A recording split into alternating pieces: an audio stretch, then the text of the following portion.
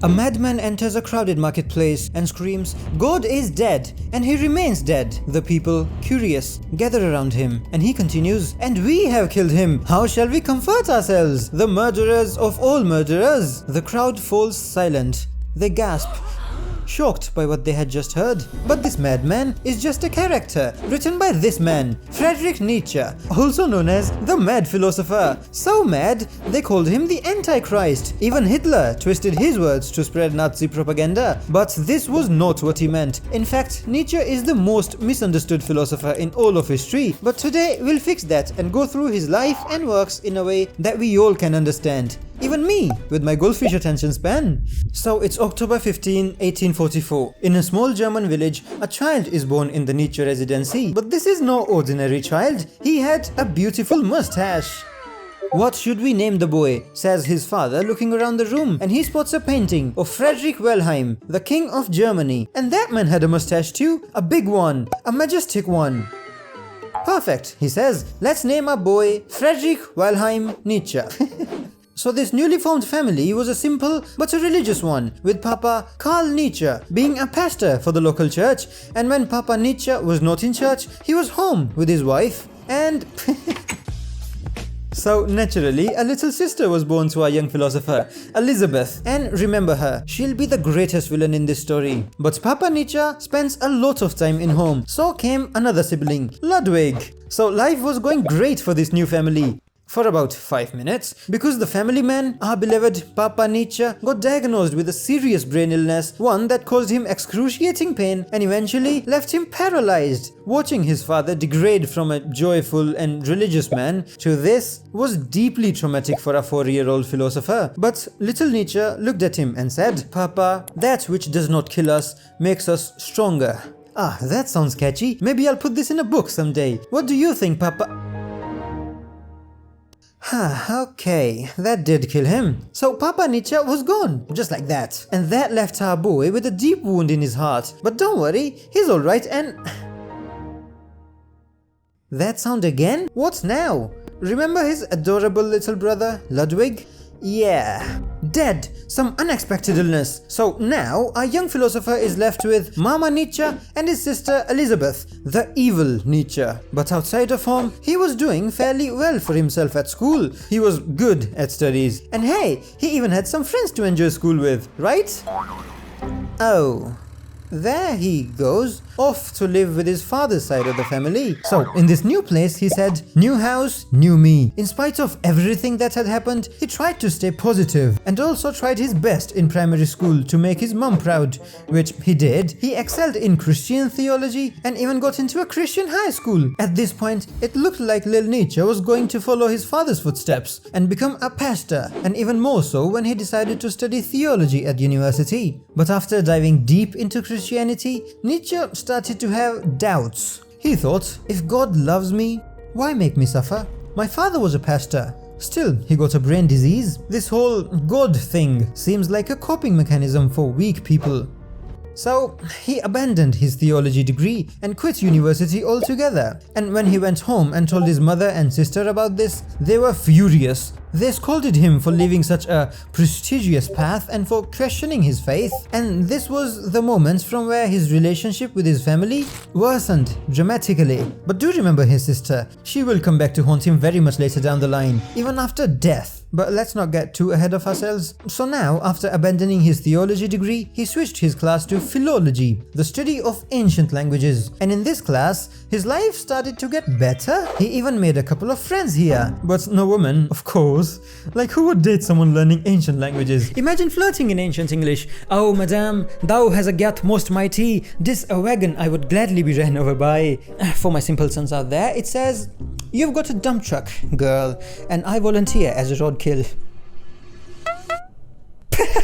Yeah, I don't think this pickup line works, even in normal English. Let's not get distracted, my goldfish brain. No.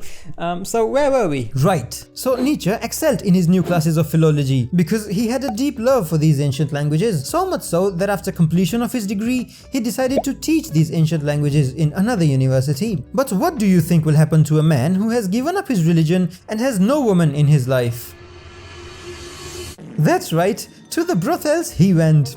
He met some beautiful ladies there. And the second thing he got from them was syphilis. Maybe it was God's way of saying you too, bro. But still, he worked hard at his job. He was a good professor. His classes were always full of students. They loved him. But around this time, a war broke out between France and Germany. And being a patriotic German, he decided to fight. So he enrolled in the army. There was nothing that could stop him.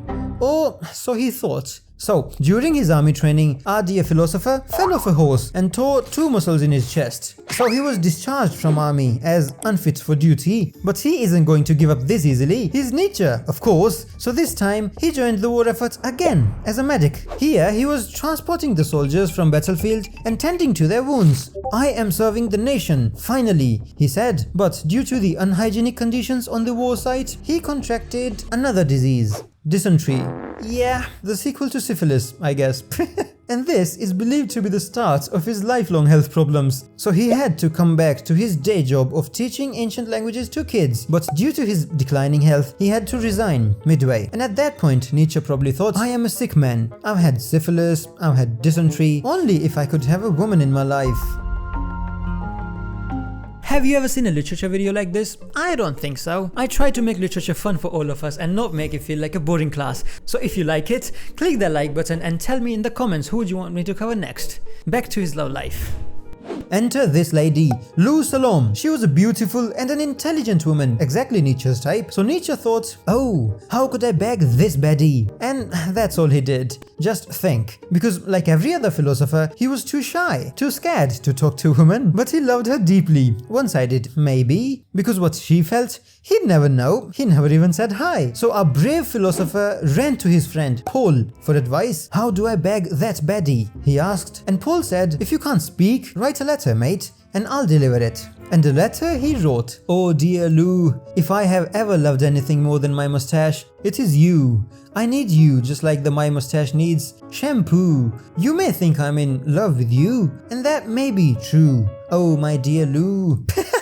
Okay, these may not be his exact words, but the feeling is still the same. So he gave this letter to Paul, who delivered it to Lou, and she read it and said, tell him we're just friends. So Paul went back and told Nietzsche, but come on, this is Nietzsche we're talking about, he can't give up that easy. He wrote another letter, tried again, and Paul delivered it, and this time Lou said, tell your little man I don't even want to be friends with this guy anymore. So Paul went back again and told Nietzsche what she had said, and still Nietzsche didn't stop. Third time is the charm, he said. Another letter, another delivery, another rejection. But, and a big but, while Paul was busy playing mailman, he and Lou got real friendly. So friendly in fact, Lou fell in love with Paul and proposed to him, not Nietzsche. And that left Nietzsche more heartbroken than ever before. And eventually comes a point in every man's life where he says, enough, I can't do this anymore. And for Nietzsche, this moment came in 1889.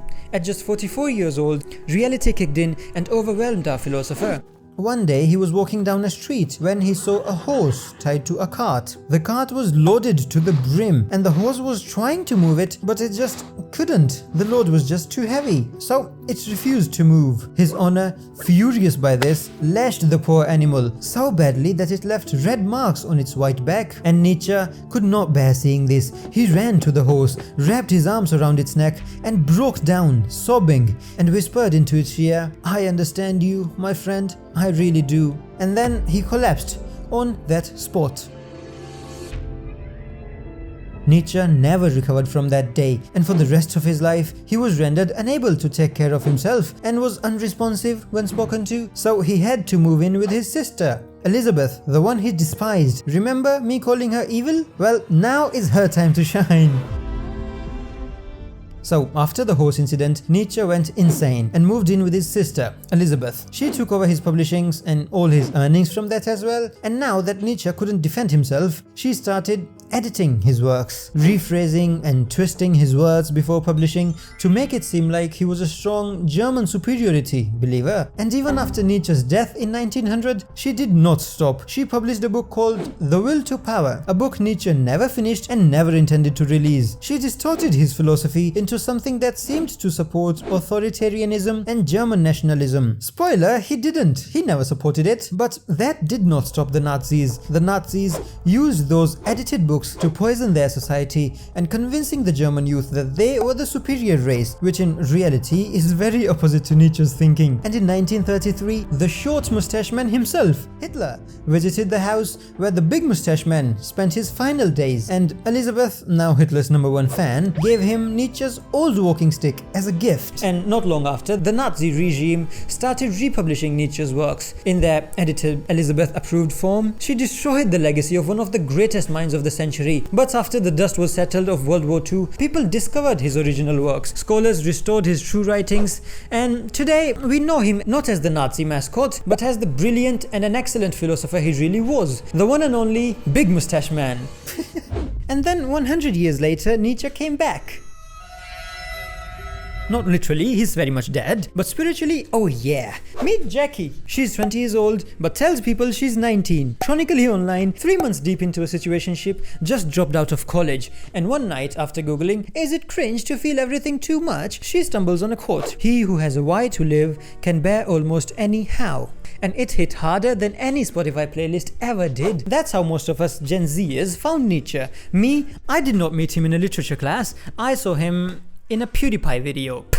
Okay, don't judge me. PewDiePie in the big 2025? What are you on about, bubbly? But then I actually read his books. So if even one of you picks up a Nietzsche book after this video, I would consider my job well done. Click here to watch my video about Kafka and here to watch a video about Dostoevsky. Bye!